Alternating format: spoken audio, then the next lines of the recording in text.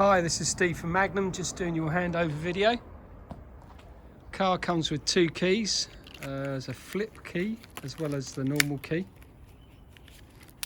You have door remote buttons, so you can actually open the car. Oops, I opened the wrong side. It just shows that both work. There you go.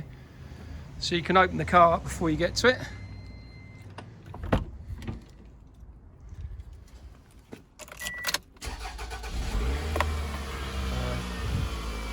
So that's her starting up.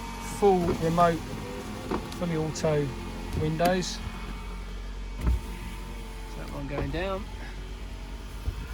Close the back doors on these switches down here if you don't want to press the buttons on your key ring. So that's that door closing, and then that's that door closing. So I'm now operating the electric windows on the switch. So that's one going down there, and then same again on this side. So that's all your electric windows working. If you hit this button accidentally, you'll lock them, so they won't work. Power door buttons here. Press this button here and your door mirrors go back and they retract, both working, and your electric mirrors there. You've got fully auto on your lights, or you've got just on and off. So fully auto means they will switch on when it gets dark. The inner one is your front fogs, so you've got off and inner. You've got your wipers and washers, which will work in there, so it's just been MOT'd. Fully auto on your aircon, and on it comes. Outside temperature's 9, so you can just preset it and set it where you want it. Air conditioning on. The moment I've got the air coming from outside. In the summer, you're probably best to recirculate it, otherwise you're constantly trying to cool the car down. Foot handbrake.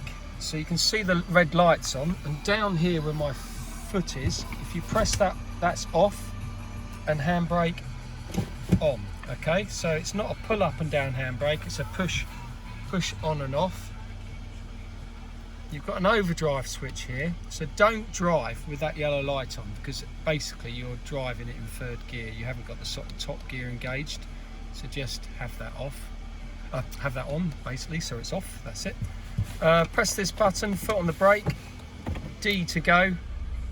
Now you have got second gear and low gear. Possibly use that if it's snowing or slippery in the mud coming across a field or something, so probably never ever use it.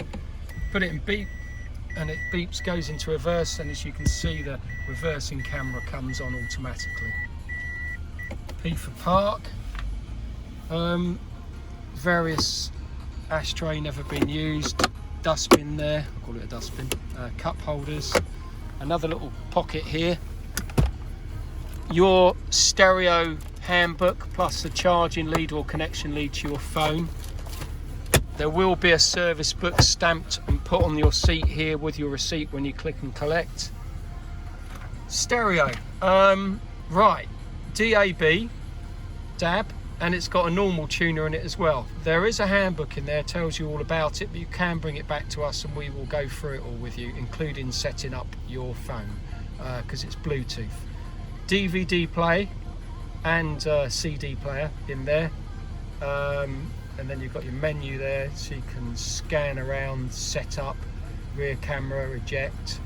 Yeah, there's a few things on there. If you get stuck, I know you're only local, just bring the car back to us and I'll set everything up for you, so no problems. I'll just switch your door onto doors. Then you've got map reading lights there, that all works. Rear parking sensors. Press that button. They're beeped on and they say Toyota, and they're voice activated as well, so if they annoy you, you can switch them off. I tend to put my phone in there, actually, keeps it out of the sun. This little toggle here is if you've got 8 people in the car, you can stop the headlights dazzling people. You can sort of electronically move them up and down. Still got the original film on the steering wheel up and down, so if you move that lever, your steering wheel goes up and down. So if I'm jumping about a bit. Cruise control.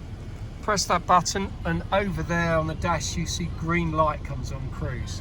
The cruise control will only work from 30 to 70 mile an hour on a Japanese car. It's basically a safety feature on it.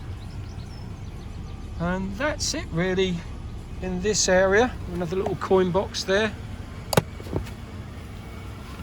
So as I'm getting out, if you hit the power door button there, it will switch off your power doors in the winter, which is a good idea, because if they are frozen, you keep pressing the button, then you're going to cause yourself problems.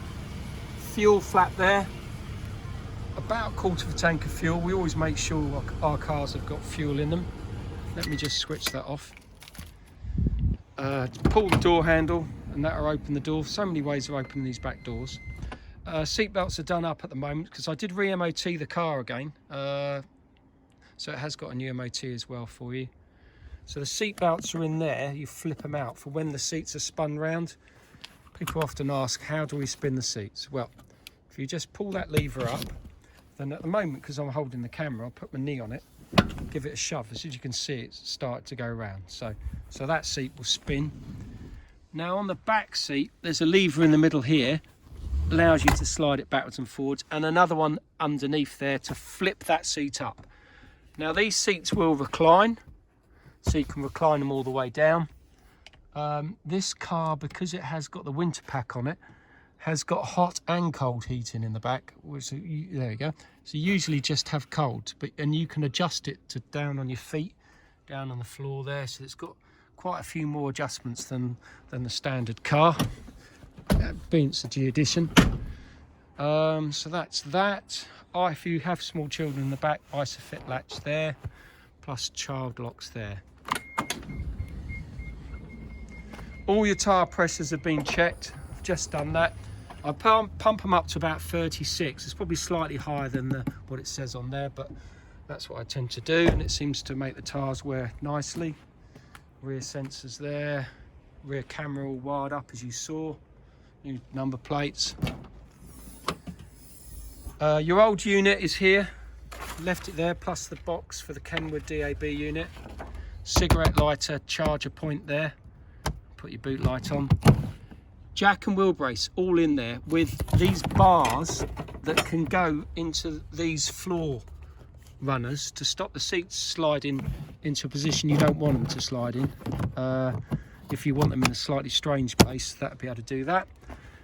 Just popping this underneath, and oops, my finger's in the way. Spare tyres, you can see, so everything's there. Fuel flap there, just click once you pull the lever. There's nothing really to show on this side. Let's go round to the front. I'll just open the bonnet up and show you under the bonnet. It's by your knee.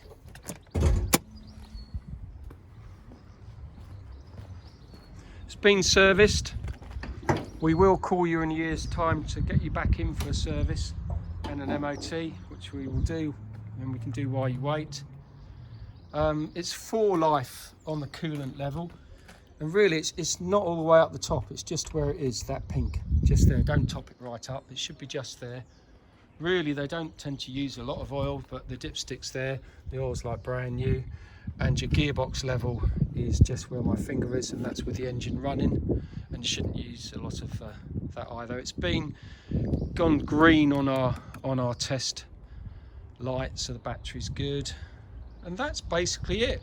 Like I say, if there's anything you want to ask once you pick the car up, just bring it straight back.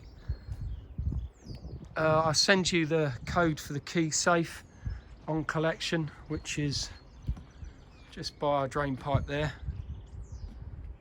and that's that. Hopefully see you in a year's time for your service. Thanks, bye.